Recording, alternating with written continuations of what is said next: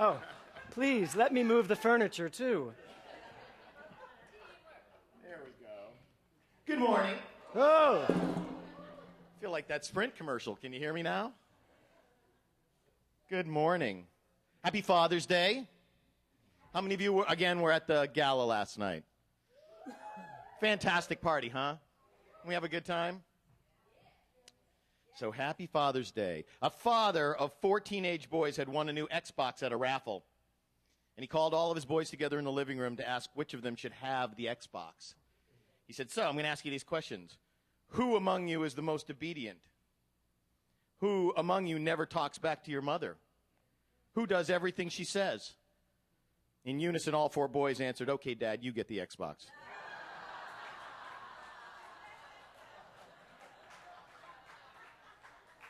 Well, I don't have 4 teenage sons, but I have 2 teenage sons. And they were both at the gala last night.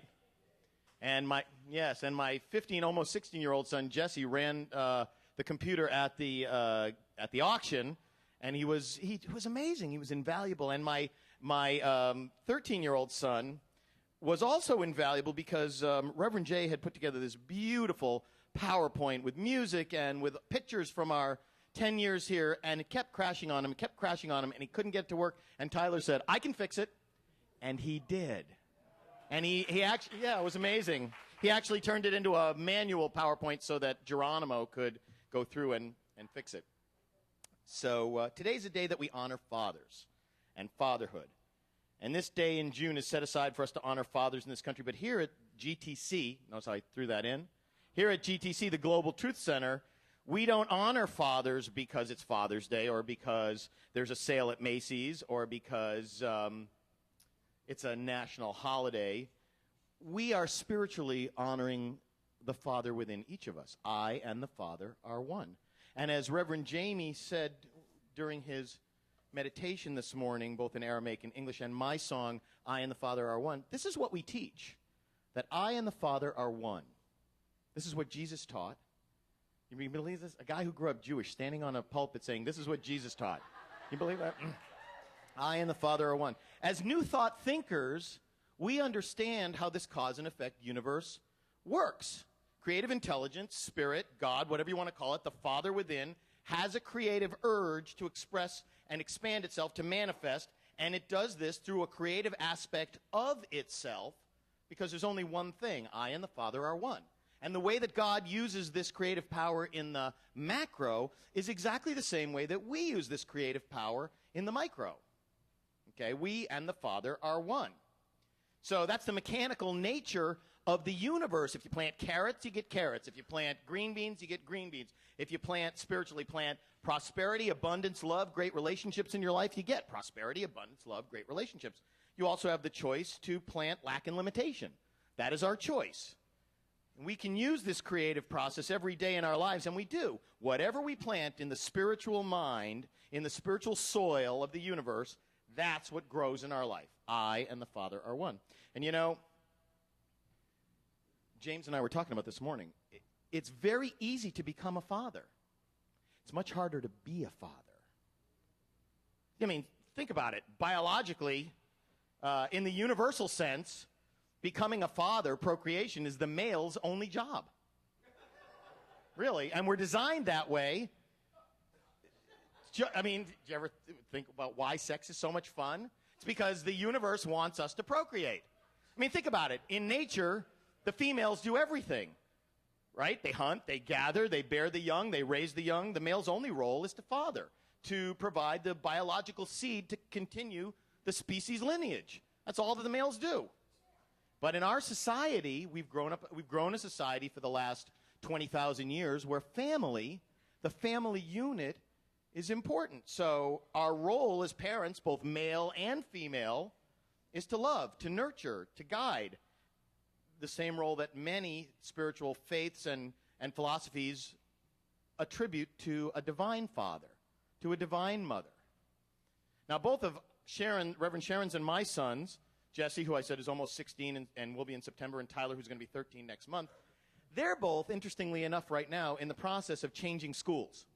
And both for the same reason, to be in a better situation, to have a better a better life, more good in their life. Now, Jesse, who has been in an independent study high school program for the last year and done fantastically well, straight A student, more than straight A with all the AP classes and honors classes he's taken, but he has been alone in an independent study. So he spent most of the entire last year in his room, at the computer with his guitar in his hand and an iPhone and a Game Boy. I'd walk in and say, "How can you study this way?" He's like, "How can you argue with my grades?" I can't, Now, I couldn't do it that way. When I'm in the studio and I'm working, I have to do like one thing at a time. What do we say in Mental Muscle? That multitasking is the enemy of efficiency. Well, to these kids whose brains are wired differently and who've lived their entire lives in a world where the World Wide Web is part of their everyday experience. Tyler and I are in the car on the way to the gala last night, and I said, "Oh, I got to put the address of the castaways into, the GPS, because I remember how to get there, but I like to see how much time it's going to take me to get there, because I promised everybody I'd be there at 6 with the PA system. So I like to know, am I on schedule?" And Tyler's like, "Okay, iPhone, Castaways, Burbank, Harvard Avenue." It's like they never lived in a world that didn't have the World Wide Web. Tyler, on the other hand, is also changing schools, but he's been in a school that he just plain doesn't like. And while he's socially very popular, academically he's not very happy. And you figure out the rest of that. So as a father, of course, I want to do the best that I can do. And today's service is helmed. It's not just Father's Day here at the Global Truth Center. It's Founding Father's Day, because the service is really helmed by 3 of the 4 founding fathers. If there's 3 founding families, the Kleins, the Earl LeBeaus, and the Mellon Baileys, well, Reverend Jamie did the meditation, and Reverend James and I are doing the music and splitting up the talk. And the only founding father who's not here is Kevin Bailey, because he's in New York very busily producing a Broadway show. Have you heard that, by the way, that he's in New York producing? Yeah, that was the first Broadway reference today, and I did it. And as Reverend James will point out anytime, that makes me an honorary gay minister. Honorary. So, I love acronyms, and Reverend Jamie and I were talking this week about an acronym for Father's Day. So between us, we came up with this. See if you like this. Father, family allows the heart endless rejoicing. You like that? Family allows the heart endless rejoicing. Fathers want to do what's right for their kids, but as I said before, it's a lot easier to become a father than it is to be a father. Last Sunday on the way to church, Reverend Sharon and I were listening to NPR, Weekend Edition, as we often do on our way to church, and there was a great story on Weekend Edition about Tim McGraw, the country star Tim McGraw, who was talking about his new CD. But he was also asked about parenting, because not only is he married to Faith Hill, and they have 3 beautiful daughters, but he's also the son of the famous MLB baseball pitcher Tug McGraw. And the interesting story about this, and he said, and I'll quote him, she asked him how both being married to Faith Hill and being the son of Tug McGraw affected him being a parent, and he said, "Well, I think it certainly made me a better parent. I don't know if you can ever say you're a good parent. I think you try your best, but I think if you hit it half of 50% of the time, then you feel like you might be doing okay, because you make a lot of mistakes as a parent." Did anybody ever tell him that half of 50% is 25%? I don't know. In country music, they do things a little differently. They use numbers charts. If you go to the CSL Nashville, they use numbers charts. So I was intrigued by his story, because they didn't really go into how he met his dad and all that. So I looked it up, and I found out, interestingly enough, so Tim McGraw's mother was an 18-year-old high school senior and a waitress at a diner in Jacksonville, Florida, where she lived with her mom and dad. And in the apartment directly above her lived 22-year-old Tug McGraw, who was a minor league pitcher in Jacksonville. And they dated, and she got pregnant, and her parents sent her away to Tennessee to have the baby. And she didn't have a relationship with Tug McGraw after that. And so for the first 11 years of his life, Tim McGraw thought that his stepfather was his father. And then at Christmas time in 1978, he was looking through his mother's closet for Christmas presents, and he found his birth certificate. And he found that the name on his birth certificate was Tug McGraw, who was by that time, a very famous MLB pitcher whose baseball card was on the wall of his son's bedroom. So he brought that to his mother, and she said, "Yes, Tug McGraw is your father," and she made an appointment for him to go and meet his father. But at that time, Tug denied his paternity, and he really broke Tim's heart. And for the next 5 or 6 years, he was kind of depressed, and he started writing a lot of what would become very famous country songs.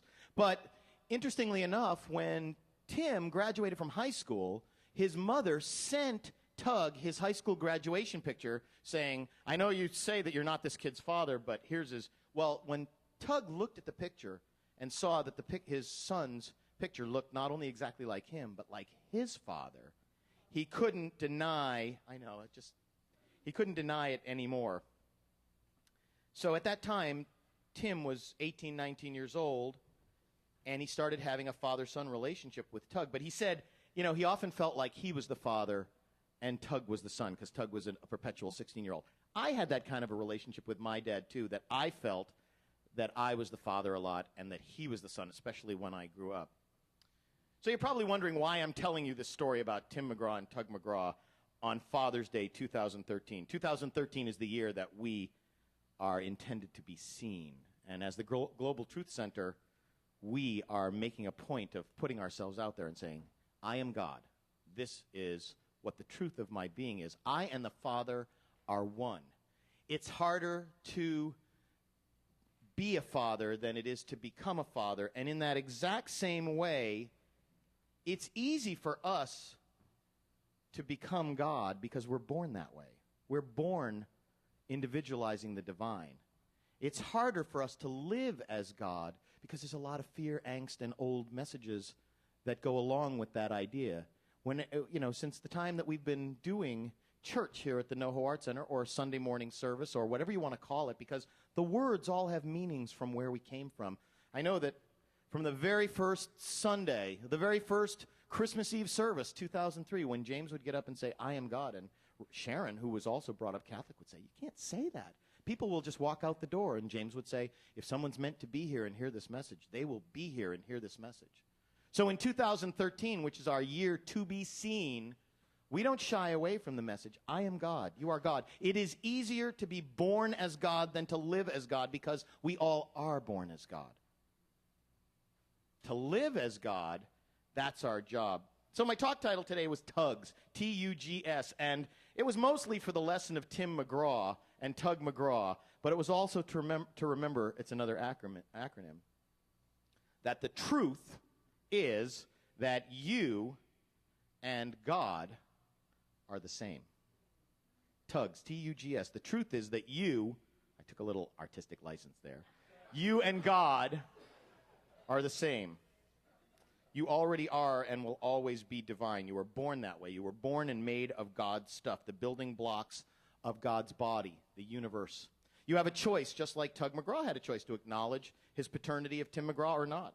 And today, Father's Day, our first Sunday as the Global Truth Center, you can choose to accept the truth of who you really are, who you were born to be, God. Today is Father's Day. The truth is that you and God are the same. Give yourself the best Father's Day present, and remember, I and the Father are one. Namaste. Beautiful.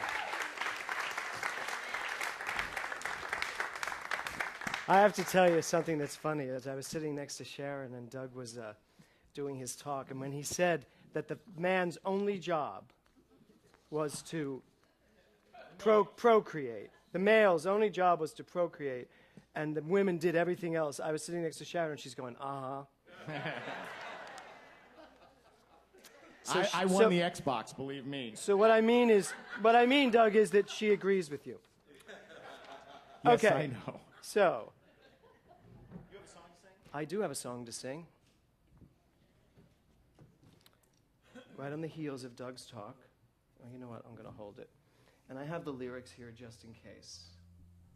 Because it's a Stephen Schwartz song, and And they have lots of words. he writes 1,000 lyrics. And also because, I'll tell you, I am emotionally raw at the moment. And this song literally tears me to pieces. My son right now is in Europe. He's 13 years old, turning 14.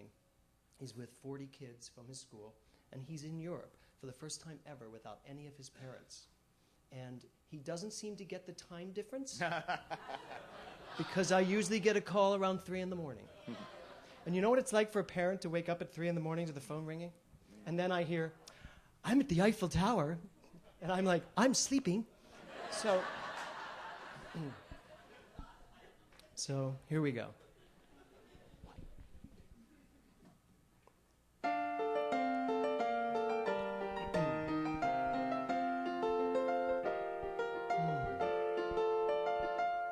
Oh, this son of mine I love so well, and oh, the toll it takes.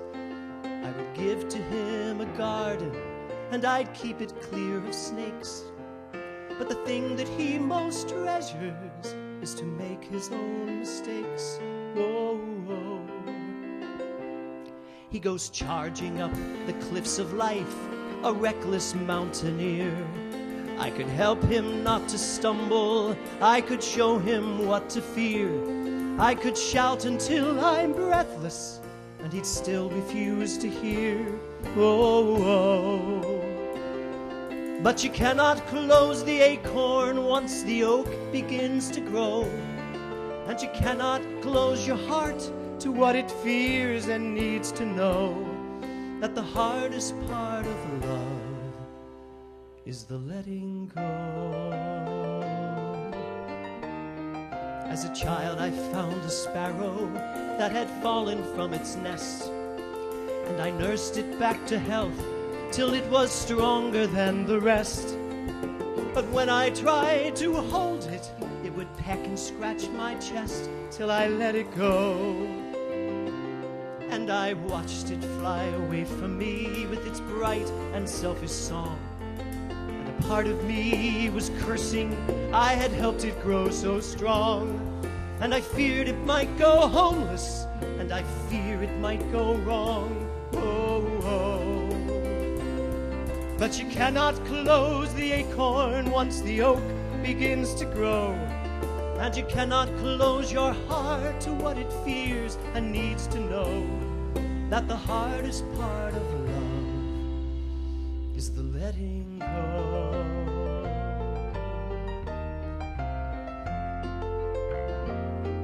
And it's only in Eden grows a rose without a thorn. And your children start to leave you on the day that they are born. They will leave you there to cheer for them. They will lead you there to mourn ever so. Like an ark on uncharted seas, their lives will be tossed. And the deeper is your love for them, the crueler is the cost. And just when she thinks she's found herself is when you think she's lost. Whoa, whoa. But you cannot close the acorn once the oak begins to grow. And you cannot close your heart to what it fears and needs to know. That the hardest part of love and the rarest part of love and the truest part of love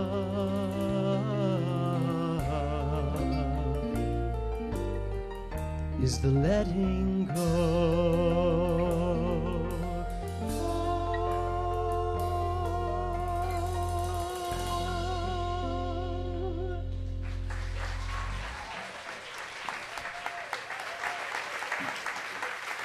Thank you.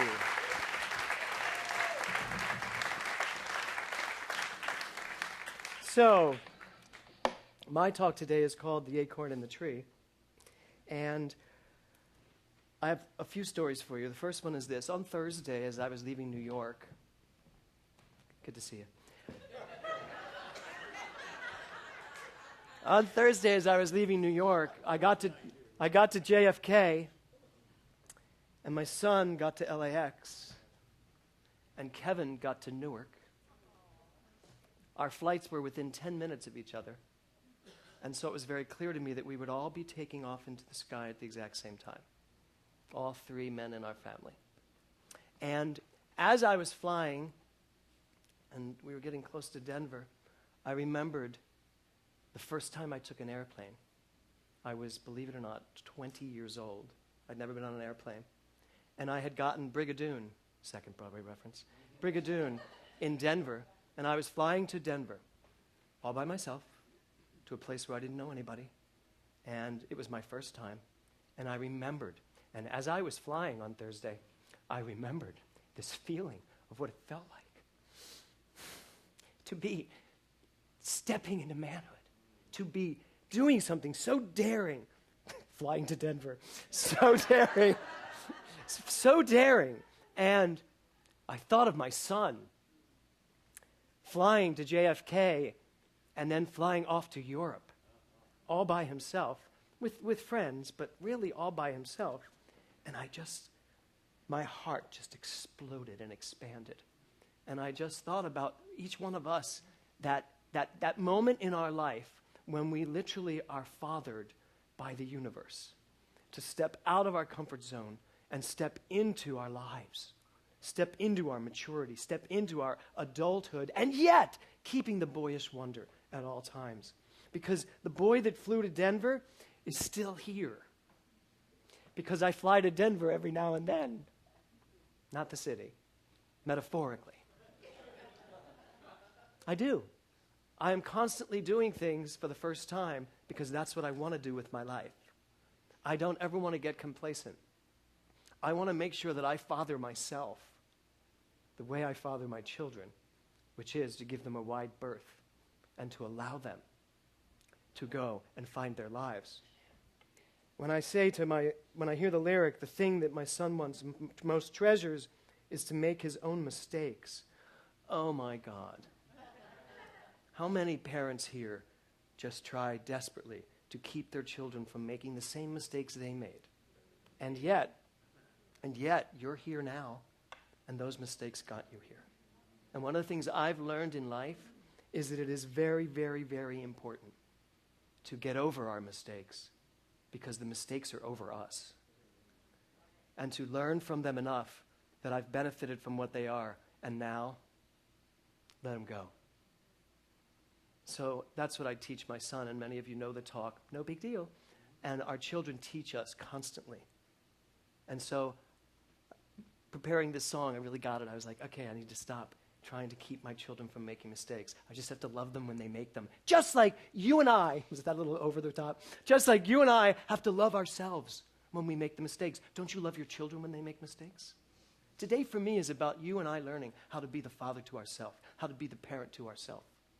So the second story is when Will, and I know some of you have heard this, was riding a bicycle, learning how to ride it, and he wanted to go down this steep hill. Now I absolutely knew that he was going to fall. I knew he was going down that hill, and he was going to splat. And I thought to myself, I can tell him. I could help him not to stumble. I could warn him what to fear. And oh, how often did our parents warn us what to fear, and thus we have the fears we have. And I could shout until I'm breathless, and he'd still refuse to hear. Well, that's certainly Will. He certainly lives up to his name of Will. And so, he rode that bike down the hill and splatted, and blood everywhere, and he jumped up screaming. How could you let me do that? And I said, you're fine, you're fine. And I have this great resource when something really crazy happens, I go instantly to calm. It's just something I do. Drives Kevin nuts. I just go right to calm. And I went over, you're fine, it's just blood. They're just scars you'll have for the rest of your life.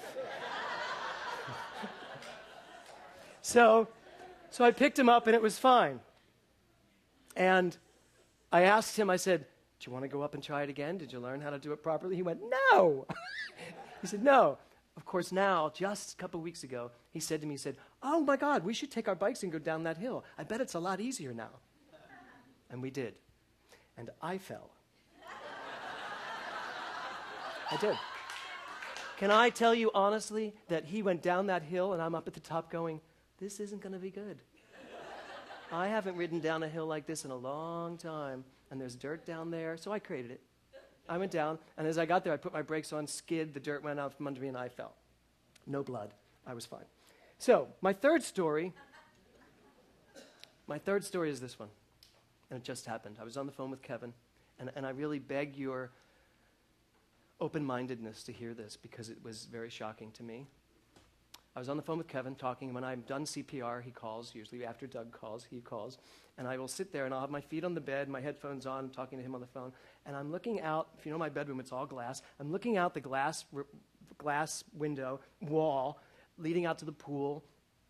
And these birds are flying around, and all of a sudden, these two little sparrows went crashing into the window and fell to the ground. And I'm like, oh, my God, Kevin. Oh, my God, these two birds just ran into a wall. And Kevin's like, I'm about to start a show. Do you really need to tell me this? I was like, all right, I'm going to hang up with you because clearly you can't be sympathetic to this moment. So I hung up with him. And the one bird looked dead and was laying there. And the other bird was like hopping around it, screaming at it and looking at it, and jumped up onto a branch and was still screaming at it. And I'm standing there watching it, and I'm thinking, okay, this bird's afraid of me, this big thing in the window. So I laid down on the floor, right by the window. So I was like, there was the bird, here's the window, and I'm laying flat on the floor, and I stayed still. And the other bird is just screaming at it, and screaming, and then getting closer, and then screaming at it. And all of a sudden, oh, and I'm sitting in the house, and I'm like, I gotta go get it. I gotta find some gloves, because I know that song, it'll peck and scratch my chest. And so I'm thinking, and I'm just preparing this song, you know, as a child I found a sparrow that had fallen from its nest, and I'm like, oh my God. So I don't have any gloves except the rubber ones you clean with, which they could bite through, so I didn't do that. And I thought, you know what? I'm a minister. I'm in the middle of teaching Troward. I just read Emma Curtis Hopkins' quote that if we can change the color of our face, we can change the shape of our bone. We can heal a bone. So lay here and put your energy into this bird. And the bird at that point had woken up a little bit and clearly had broken its leg and fell back over and was just laying there. And I'm laying there, and I'm laying there, and it's laying there, and I was like, get up and fly. Get up and fly. And I was like, how did Jesus do it? How did Quinby do it? What did they do? They knew the truth. I refused to see that leg. I refused to see a broken leg. I refused to see this. I refused to see this. I refused to see the wall that the bird just went into. And I could hear the other bird screaming. And I'm imagining the bird saying, it was a wall! Just get up! And I'm thinking, that's a great message. When you run into a wall, just get up and run around it. Or fly through it, break it, whatever. So I'm laying there.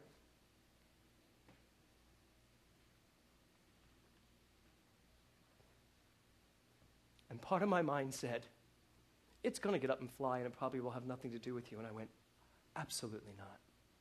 It has everything to do with me, because I am that bird. I am one with all of the universe. If I'm going to teach oneness, I better be one with this bird here too. And I laid there, and I stared at it. I said, get up and fly, get up and fly. I probably laid there about 10 minutes. Get up and fly. And then all of a sudden, it just elevated and flew away, and the other one went with it. And I just started crying. I'm laying on the floor of my bedroom crying. And Nora walked in. And she walked into the room and she was like, what happened? Is Will okay? I was like, yes, I'm fine. And I told her about the bird, and she sat and cried with me, and we had this great father-daughter moment. I'm here to tell you that you and I get to be fathers of the entire universe if you're willing to take that charge. And I'm here to tell you, my energy was part of that bird's energy. That's why it got up and flew. Because I know there was a moment of choice there for that bird to say, and I'm out of here. Or, no, I'm going to keep going. So, my last thing for you, my last story for you is Nora's big decision, and I had no idea you were going to talk about what you were going to talk about. Like an ark on uncharted seas, our children's lives may be tossed. And the deeper is your love for them, the crueler is the cost. And just when they start to find themselves is when you think they're lost. So, I asked Nora if I could tell you this story, and she said yes. Well, actually, she said yes, because you'll do it anyway. And I said, no, actually, I won't. I said, if you don't want me to tell this story, I won't tell it. And she said, go ahead and tell it. So Nora's been at Millikan Middle School all year. She's been dying to go to Millikan, dying to go to Millikan. We finally put the two kids in Millikan. She's hated it all year. Absolutely hated it. Will loves it. Nora hates it. And she was supposed to audition. She's a brilliant young actress. And she was supposed to audition as the final test for her year, do a monologue. And the teacher knows she's brilliant. He's told us that she's like the most incredible young actress. But she had to do her monologue in order to get into the drama production for next year. She kept putting it off, kept putting it off, and putting it off. And she wasn't auditioning. And the teacher was like, I can't force her. If she doesn't audition, she's a straight A student. He said, that A goes to a B. So I kept prodding her and pushing her, and all of us did. And finally one day I took a different approach, and I said, okay, you just need to explain to me and make me understand why you're doing what you're doing. And here's what she said. She said, you know what, Dad? Everybody says I'm a follower, and everybody says I do, and I'm a people pleaser, and that I do what everybody wants me to do. She said, this time I'm not doing that. She said, I have decided I'm not going here next year. And I'm not auditioning for drama production, and I am not going back to this school. She said, I know the school I want to go to. And it's a Catholic school. And my first answer was, you're going to wear a Catholic girl's uniform all year? And she was like, it's not a uniform. I said, is it plaid? And she said, yes, it's plaid. I said, it's a uniform. Anyway, that was just the clothing part of it. But she convinced me. And this line, just when she seems to find herself, is when we think they're lost. Just when we are about to find ourselves, just when we are about to step into our lives, just when something amazing is about to happen, we start affirming that we're lost. We start affirming that we don't know what we're doing. We start affirming that, oh my God, what if this doesn't happen? I am here to tell you that as God, everything in your life is unfolding perfectly. You cannot be lost. There's no such thing as lost. That's just impossible as the mind of God.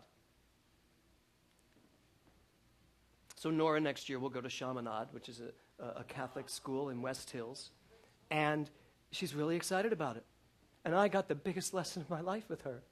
And I said to her, I am so sorry for trying to hold you in a box.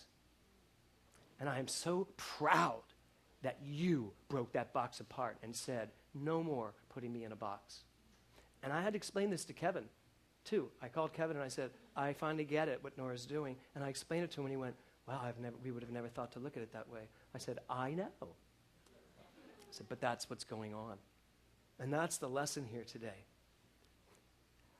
I, as a father to my daughter, was making a huge mistake, except it was the perfect mistake because it pushed her to making a decision that then taught me what I needed to know. That's how this world works, folks. It's not a mistake. It's the inevitable conclusion. It's the next step. It's exactly what needs to happen to take me where I need to go next. And if we get that, and if we see that, and if we accept that, we will stop all the chatter in our minds that keeps us held tight to that box. And that's what this great Father's Day gets to teach me. You know, NoHo New Thought, the NoHo Art Center for New Thought, is the father and the mother to the Global Truth Center.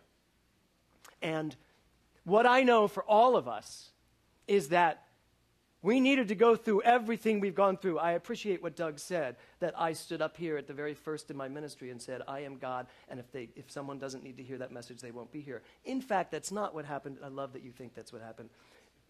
Reverend Sharon told me it wasn't going to work, and I backpedaled a bit. Right, Sharon? I agreed with her. I said, all right, I'll soften it up. And I did. I softened it up. I softened it up. I softened it up until finally I went, I can't soften this up anymore.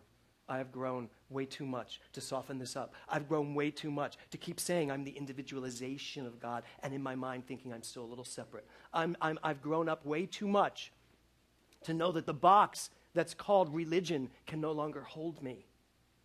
And the box that's called this specific religion can no longer hold me. And that there's so much more for us to understand, so much more for us to do, so much more for us to know. So, as Will's flying off to his new horizons, and Kevin is flying off to his new brilliant career, and as I fly off into this unbelievable spiritual understanding of life, I invite you to join me and the Global Truth Center, as we break the walls down to this box, as we become fathers to ourselves and start living the lives we were meant to live, which is, as Troward said, a life of enjoyment. That's it. That's the only thing you were put here to do. Enjoy life. That's it. If you think there's something bigger and better and more incredible, there's not. Enjoy life and then see what happens. Really enjoy life and then watch what happens.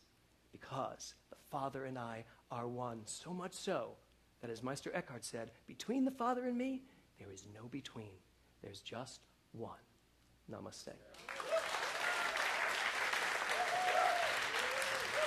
Thank you.